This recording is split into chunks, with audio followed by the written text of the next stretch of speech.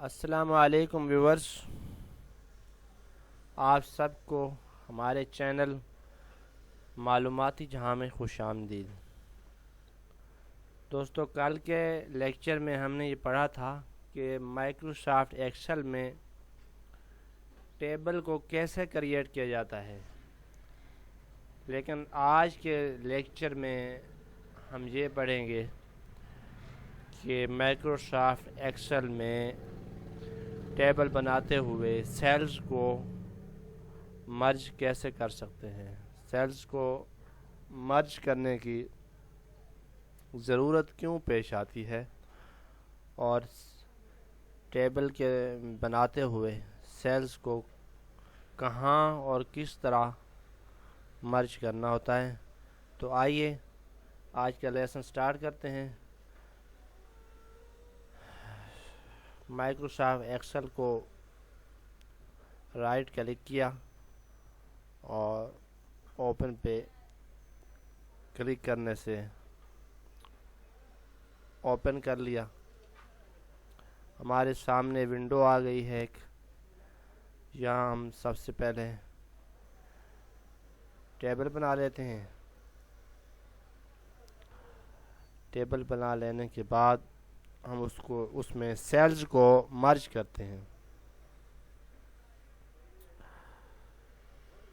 چلیں دیکھتے ہیں، ٹیبل بناتے ہیں۔ سیلز کو سلیکٹ کر لیتے ہیں۔ سیل سلیکٹ کر لینے کے بعد ٹول بار میں یہ جو سپن باکس شو ہو رہا ہے، اس پہ کلک کرتے ہیں تو ایک ڈراپ ڈاؤن لسٹ اوپن ہو جاتی ہے۔ یہاں آل بارڈر کے بٹن پر کلک کیا تو یہ ٹیبل بن گئی۔ اب ہم ٹیبل میں کچھ لکھنا چاہ رہے ہیں۔ کچھ لفظ بڑے ہوتے ہیں، کچھ چھوٹے ہوتے ہیں۔ تو سیلز جو ہے یہ تو نارمل ہے۔ فرض کیا ہم نے آئی ڈی کارڈ لکھنا ہے تو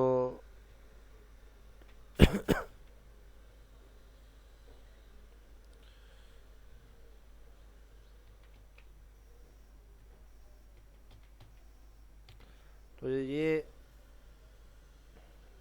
کچھ اس طرح ہو گیا ہے اور پورا نہیں آیا اس میں۔ اب اس کے لیے ہمیں سیلز کو مرج کرنا پڑے گا تاکہ ہم یہ آئی ڈی کارڈ نمبر پورے کا پورا لکھ سکیں۔ مرج کیسے کرتے ہیں، یہ دیکھیں، اس طرح مرج کرتے ہیں۔ اب ان دو سیلز کو سلیکٹ کر لیتے ہیں۔ یہاں پہ ماؤس لے گئے، یہاں کلک کیا، کلک کر کے ہی یہاں ڈریگ کیا تو یہ دو سیل سلیکٹ ہو گئے ہیں۔ اوپر ٹول بار میں یہاں ایک بٹن ہے مرج سیل کا، اس پہ کلک کرتے ہیں تو یہ سیل مرج ہو گئے ہیں۔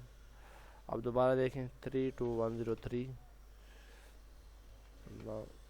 43 106۔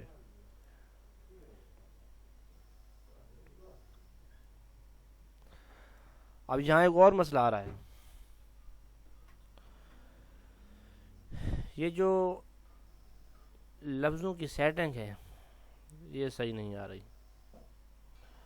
اس کو دیکھنے کے لیے ہم یہاں فارمیٹ پہ کلک کرتے ہیں۔ فارمیٹ پہ کلک کرنے کے بعد ڈراپ ڈاؤن لسٹ میں فارمیٹ سیل پر کلک کرتے ہیں۔ جیسے فارمیٹ سیل پر کلک کیا تو یہ ایک لسٹ کہہ لیں یا اس کو مینیو کہہ لیں، یہ اوپن ہوتا ہے۔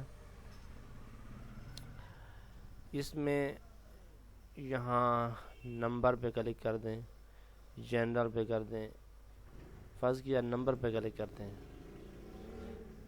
یہ جو ڈیسیمل پلیسز ہے یہاں اس کو ہم نے 0 کر لیا اور اوکے کر لیا۔ دیکھیں یہ ٹھیک ہو گیا ہے، یہاں ڈیسیمل شو نہیں ہو رہی۔ تو آج کا یہ لیسن یہاں تک کافی ہے۔ میرے اگلے چینل کا انتظار فرمائیے۔ اگلی ویڈیو کا. وعلیکم السلام.